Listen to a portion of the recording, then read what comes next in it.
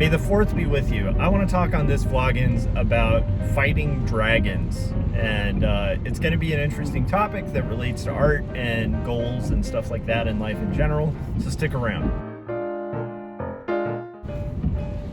All right. So it's May the 4th, so I'm all Star Wars'd up for the day because I am a freaking nerd, and you gotta get your nerd stuff in on a day like May the 4th. And the fact that that's a thing now in our society makes me believe in progress.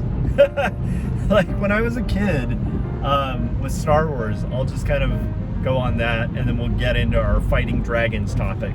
So bear with me, we're gonna get there. But I want to give a little story that is unrelated first, because it is May the 4th.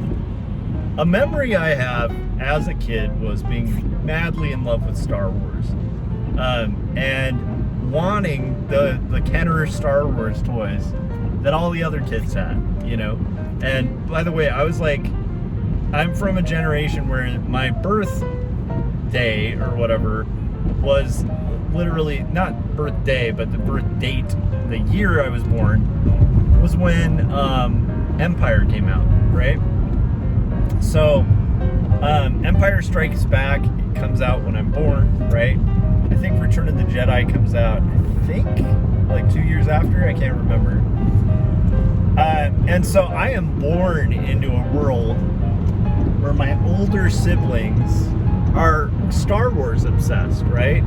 And I am Star Wars obsessed. And there was nothing cooler than when I was a kid than a lightsaber battle and freaking Luke Skywalker in Jedi, coming in all dressed in black, the returned, you know, lost samurai, the little kid who, you know, turned went from a planet with 2 moons and looking at the sunset, looking off into his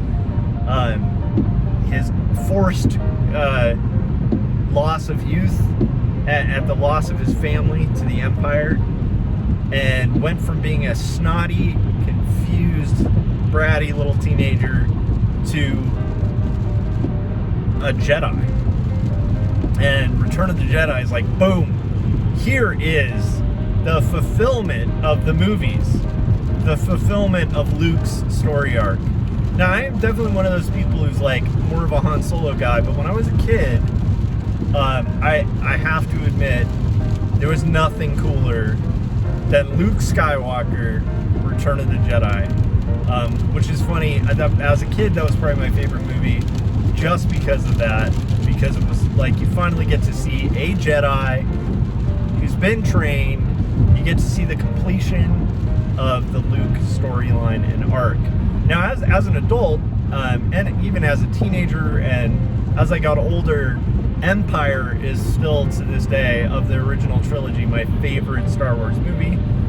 But as a kid, it was all about Luke Skywalker completing his arc, coming in, you know, to Jabba's palace as just a full-fledged badass Jedi, right? A fearless, you know, Jedi using Obi-Wan's mind control tricks, using the Force pushes, using, you know, some pretty badass Jedi stuff. At the time, I had never seen anything like it in film. And I don't think I can ever replicate the joys for a kid of like a lightsaber. So there's 2 things I wanted as a kid. One, I wanted the Kenner toys. And 2, I really wanted a good old lightsaber. And I had a lightsaber that my parents were able to find that was like a giant wiffle ball bat. So it was this big like tube that like screwed on to like this other plastic tube, and then had like stickers on the base. I could probably find a picture of it online, but it was like a true to life 1980s version of the amazing lightsaber toys they have now. Take those, make them way less amazing, and honestly, how you'd make it make noise was like it had this little sound hole at the top, and you would go like this, and it would go whoo, whoo, whoo, kind of like a wiffle ball bat or something. It would just go whoo. But it wasn't battery operated or anything like that. It was just a big tube, you know, and you'd screw off the top, boom, and then when you'd take your long, like, ridiculous blade or laser, I can't even, I don't know what the term is for it, the top of the lightsaber, and you'd screw it off and be able to, like, put it to the side, and then you'd be able to pretend that this giant, like, thing that looked really nothing like the thing in the movie was the lightsaber, you know, like, turned off. So you just unscrew it and go, oh, I've turned off my lightsaber, and take your giant wiffle ball bat, pretend. But what I wanted as a kid was the Kenner toys. And I remember there was just this period in time where, I don't know if it's because at this point in time I lived in Fort Worth, well, outside of Fort Worth, Texas, with my family, and the Toys R Us out there never had Star Wars toys in stock. And I remember being really excited one day because my parents had gone to the store and they actually got me a Star Wars toy. So I wasn't that kid who got all the toys.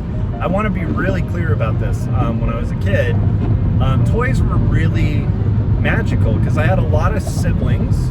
So unlike like a kid with like really small amount of siblings, you know, the finances were tighter with the family, so we weren't able to get every toy we wanted. That's one thing. Number two was, yeah, it was just a rare thing getting like a cool toy. So like a lot of the G.I. Joes I had as a kid were like hand-me-downs from friends or from my older brothers. But mostly from friends or from like thrift stores, you know, like, and I really wanted these Kenner Star Wars toys. They were amazing. I think my sisters wanted them too, because I will give my sisters massive credit. I am not the first in my family to be a Star Wars nerd. My oldest sister, who wrote the script for Not Death But Love, The Strange Supernatural Story of Elizabeth Barrett Browning, the book I'm working on, she was the biggest Star Wars nerd on the planet. Especially at that time. This was the time, you know, long ago in a galaxy far, far away, when there wasn't a May the 4th, there weren't sequels to the original trilogy, there weren't prequels to the original trilogy. There's just the old school trilogy, and a bunch of people at school that thought you were a big old nerd if you were into Star Wars. So, like, Star Wars was not in vogue. Little kids, you know, a lot of little kids were not playing Star Wars on the playground. I was born into that era at that time, and you couldn't find the Kenner toys. And I really wanted them, and my parents knew that. And so there was a point in time where one of my parents, I can't remember which one, came home, and they had been trying to get me a Star Wars toy, like any Kenner figure from Star Wars. They come home, and the toy they were able to get a hold of was the only one in stock, because Luke was always sold out. You know, Darth Vader was always sold out. Han Solo was always sold out. I mean, these things would appear and go real quick. I was lucky to have the lightsaber toy that I had. I was so lucky to have that because they were hard to come by. And this is pre-internet. It's not like you could just order it, right? Or you probably could through like a catalog, but we didn't know that. You know, this is back when you kind of, most things you're going to buy are either going to be through the Sears catalog, if you're doing like anything even slightly comparable to the internet as it is today, or it's going to be through just retail where you walk in and hey, hopefully it's in stock. Well, anyhow, I don't know if it's the area I was in or the era of time that I was born and grew up, or a mixture of both, but you know, outside of Fort Worth, Texas, on the outskirts, the access we had to a Toys R Us, which I barely went to as a kid, because again, we weren't really rich when I was a kid. You know, it's like this magical thing, getting a hold of one Star Wars figure. So I'm excited, you know. I think it was for like a birthday or something like that, but I had been told, like, we got you. We finally were able to get you a Star Wars toy. And I'm like so excited. I remember opening it up and looking at it, and it was a sand person. And I was so disappointed. Now, as an adult, I'm like, dude, the sand people are like literally like one of the coolest things about Star Wars. That's a cool toy, you know. And it had like one of their staff, and you know, you could like literally hold it up and move its arms up and kind of go like like you could do like a sand people kind of rock some sand people business with it. But as a kid, I didn't care about the sand people. I cared about Luke and Han and, you know, freaking Obi-Wan and Princess Leia and freaking Darth Vader and R2-D2 and C-3PO, like the main guys, you know? It's like if we're gonna take ancillary characters, right? I'd rather have somebody else, but the sand people were like the least of my interest as a kid. They're way cooler as you get older. So anyhow, I remember that was a palpable disappointment, and I'm not saying this like scarred me for life, but I just remember this expectation of like getting a Star Wars toy, and then the fact that it was just a sand like I just remember opening it and that like disappointment, like, oh, because I was like really thinking like, okay, I'm gonna open this thing, I'm gonna get Luke, I'm gonna get Han, I'm gonna get this as a sand person. And I think my parents felt bad, so I was like, I was slightly disappointed as a kid.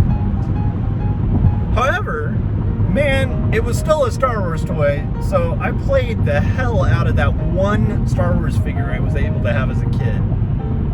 And as I got older, they just kind of disappeared. You couldn't find Star Wars anything.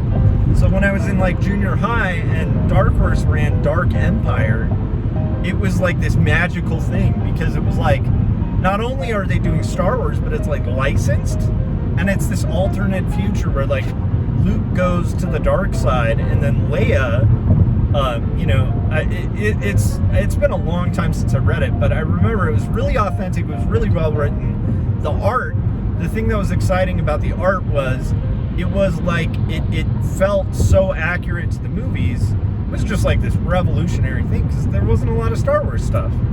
I mean, there was, but it was just like, there was no internet, and it felt like there was none. Let me know if that was like part of your experience and stuff with Star Wars, but I figured since it's May the 4th, you know, we need to cherish and honor this day and talk about our experiences with Star Wars. So I thought I'd start with a story about Star Wars that has nothing to do with art. I have many stories about Star Wars. I have a story about where we actually got to babysit the literal prop from Empire Strikes Back of Han Solo's blaster.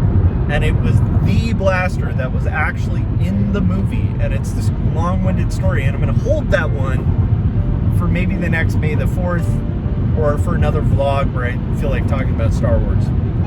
And I will say, in my immediate friend group, if you're a fan of people who are fans of Star Wars, you should be following Corey Kerr. He has the most encyclopedic knowledge of Star Wars of anyone I've ever met. Okay. Especially Clone Wars. Like, that guy knows all the history, the languages, like, he like deep dives into Star Wars. So if you want to follow somebody this May the 4th, that's a Star Wars nerd, and support your Star Wars nerds out there, follow Corey Kerr. Okay.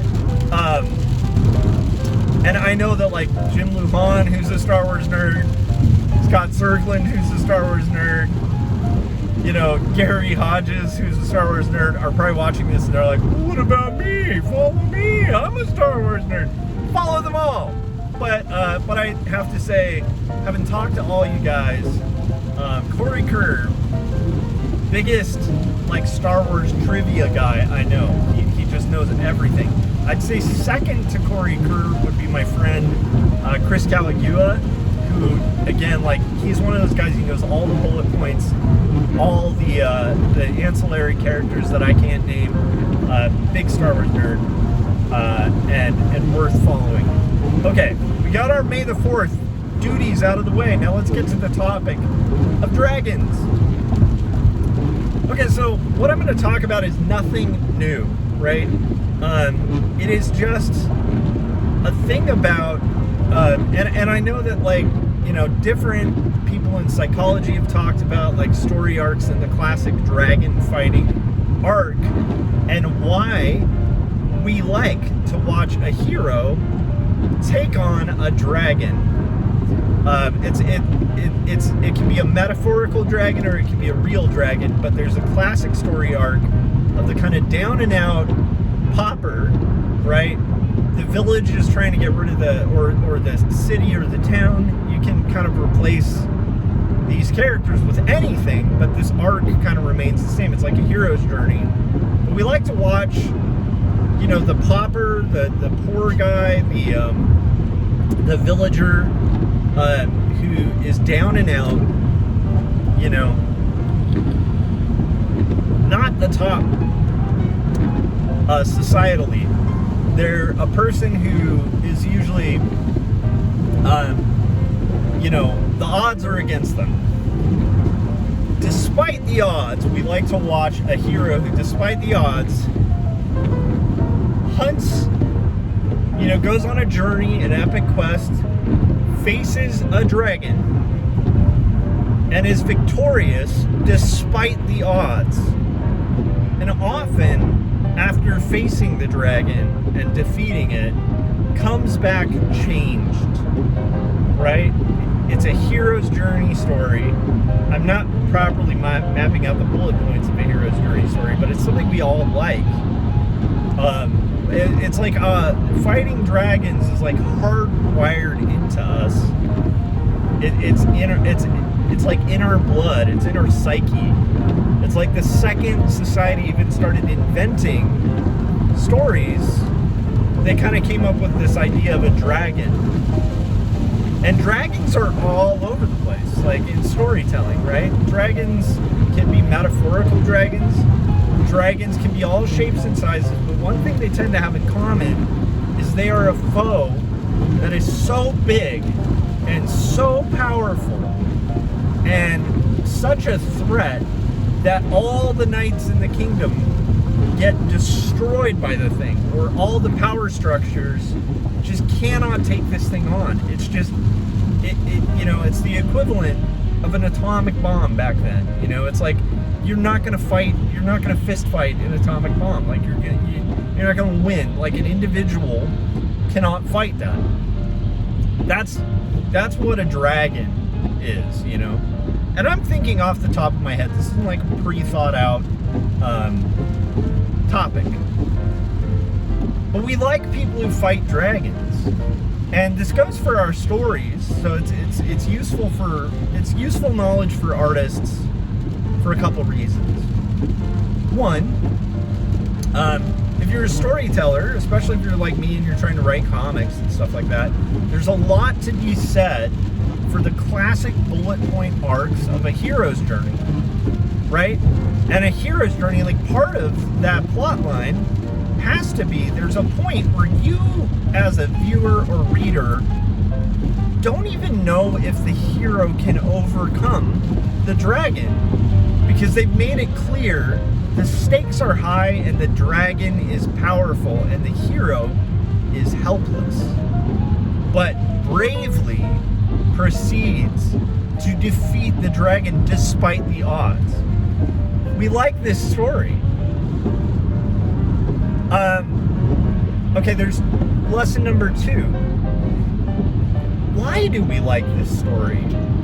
Why do we like this story both in our fiction and in our lives? Why is it so fun to hear the, local guy does good story? where it's like Bob the grocer, you know, he bags groceries. He's done it for 50 years, and he bought a lotto ticket, and despite the odds, he won the lottery, and now his life is completely changed. Now, that's not always how the lottery works, right? Like, even those stories that are like, you know, from rags to riches, when it comes to the lottery, usually ended like suicide and miserable lives. There's a lot of documentaries on it.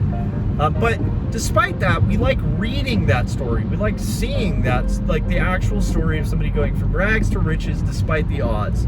From of facing their fear, their biggest, most powerful personification of fear itself.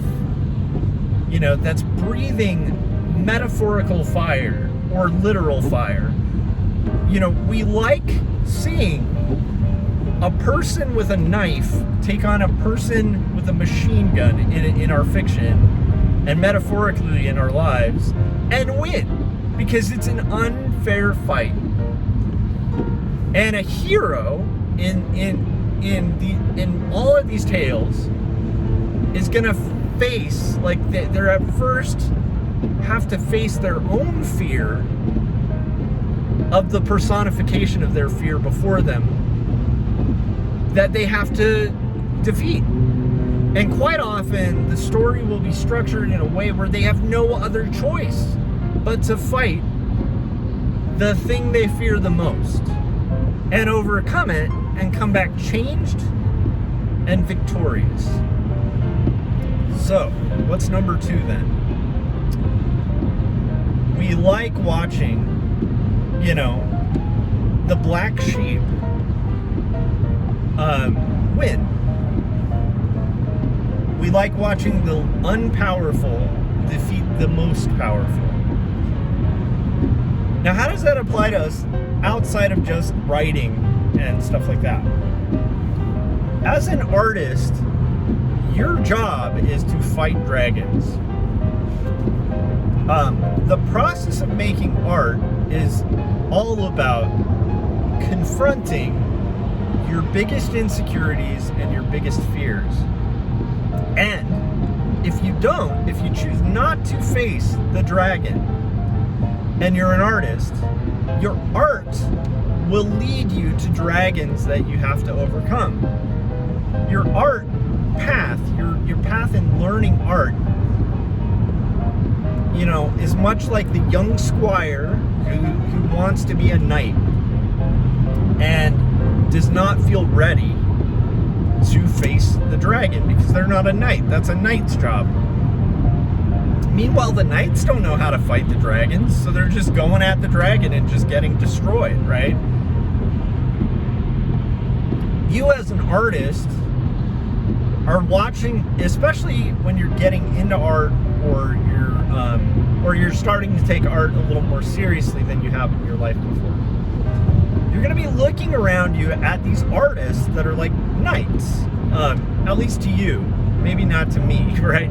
Maybe not to, I don't know. Anyhow, not necessarily you, but if you're that new artist or that artist that's starting to take it more seriously, you're going to look around and you're going to see all these knights with shiny armor, with more opportunities, with more money, with more tools, with better, you know, with swords that are like, you don't have a sword, they have swords. You don't have armor, they have armor, right? You don't have a horse, they have a horse. You're going to look around at these other artists that have been at it, and you're going to have a moment of feeling like they are the ones who should be fighting the dragon, not me. I'm not equipped. I don't have the armor. I don't have the swords. I don't have any of that stuff. So let them do that fight, because they're the people to do that fight. No. You are the person that has to defeat the dragon. And in this case, the dragon is literally just fear that will inevitably come up as you get into an art career. Because you're gonna get a dragon. You're gonna get something that is the personification of your biggest fears when you're doing art. Maybe that'll be a fear of inadequacy. maybe that'll be a fear of trying new things. Maybe that'll be a fear of failure. Maybe it'll be a fear of success. I've actually known artists who were stifled by that would almost sabotage their own careers to avoid the consequences of success. Because, like, for instance, a good example is, like, a lot of people think everything gets easier when you get the client. No, it doesn't. It actually gets harder, right? Because now you have to deliver art for the client. Or everything gets easier when you get a publisher. That's not the case. Now you have more expectations and more responsibility. It might get more fun and fulfilling, but it gets harder as you succeed more. Like, you never really end up in a position in any field usually where, like, as you move up in position, your burdens ease. No, like, part of moving up in position is getting more responsibilities and having more work.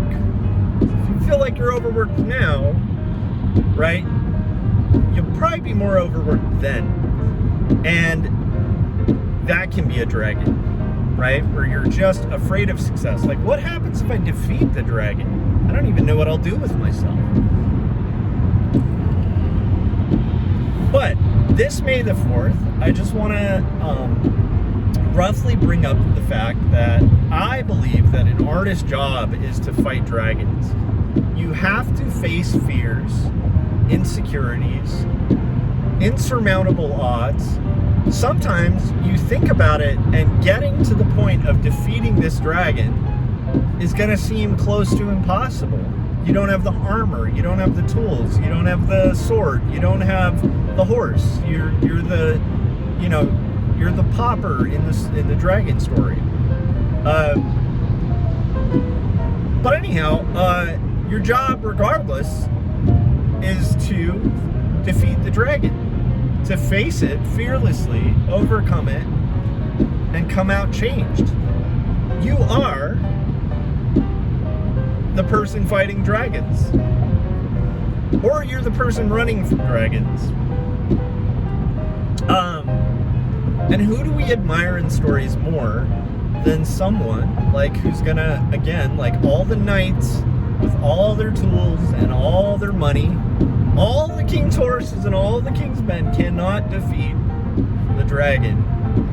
But one young David with a slingshot and a rock can take down the giant, right?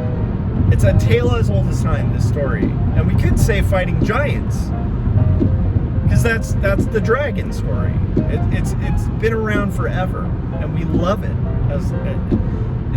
I rarely meet somebody who's rooting for the dragon, although that can be a fun exercise if you're watching something. If you ever watch a hero's journey movie, sometimes it can be fun to be like, you know what, I'm gonna root for the bad guy. Anyhow, like, and I do know Star Wars people like that who are like, you know what, I want Vader to win. Which would be dark, because Darth Vader is really like a bad person who goes through change, kind of redeems himself, but made a lot of disgusting bad choices, right? Okay, now I'm going on a tangent because it is May the 4th. But my point is, like, hey, you know, when you're on your artist journey and you discover that you have to go into a dragon's lair and face a dragon, do not be surprised. Go forward step by step and do your best to overcome and defeat that dragon, because everyone loves that story. Now, is life always gonna, work out to where when you face a dragon, you come out with success? Not at all. But I think it is better to be the person fighting the dragon than the person just being like, yeah, there's dragons, we're just gonna kind of let them be there. We'll just avoid we'll just avoid the lair, and kind of look the other way when the dragon comes out of its lair and just scorches the earth. So yeah, this is a weird metaphor. I'm stretching here, but I think it has application to artists. Let me know what your thoughts are. Am I just getting too abstract with these vlogs? I don't know. But I'm just saying, today, if you confront a dragon, boldly move forward, whether you have the sword or the armor or the expertise, and try to defeat that dragon. All right, guys. May the 4th be with you. I'll do another vlogging soon. See you on the next one. If you haven't hit that like button, I'm not going to end the video yet. I'm waiting. You click it. It's right down there. Takes 2 seconds. Okay, hit that like button. Subscribe. Make sure you're following me. Make sure you've hit that bell so you get notifications when I'm about to go live. Maybe even consider picking up one of my books, Jacob's Apartment. No, I was misspeaking. Jacob's Apartment, or 2 Stories, which I do pitches for all the time on my live stream. And I think you would enjoy those books. And both are actually structured on a hero's journey arc. One is a tragedy, and one is a comedy. Not that it's funny, but it's just the story structures are like that on both. So there you go. That's it. Fight dragons. May the 4th be with you. And let me know in the comments also your Star Wars story for today. I would love to hear your first experience of Star Wars, your connection with Star Wars. And I'd also like to hear, have you overcome a dragon recently? And is it something you want to mention in the comments? Because that would be cool to hear. I love our community, and I like hearing, I root for people who are going to take on the dragon. I am the market for the hero's journey story. I like watching Frodo throw that ring into the fire. I like watching, you know, a character who against the odds overcomes the dragon. Bilbo's awesome. I'm telling you, as an artist, be Bilbo. Face the dragon. Alright, see you guys.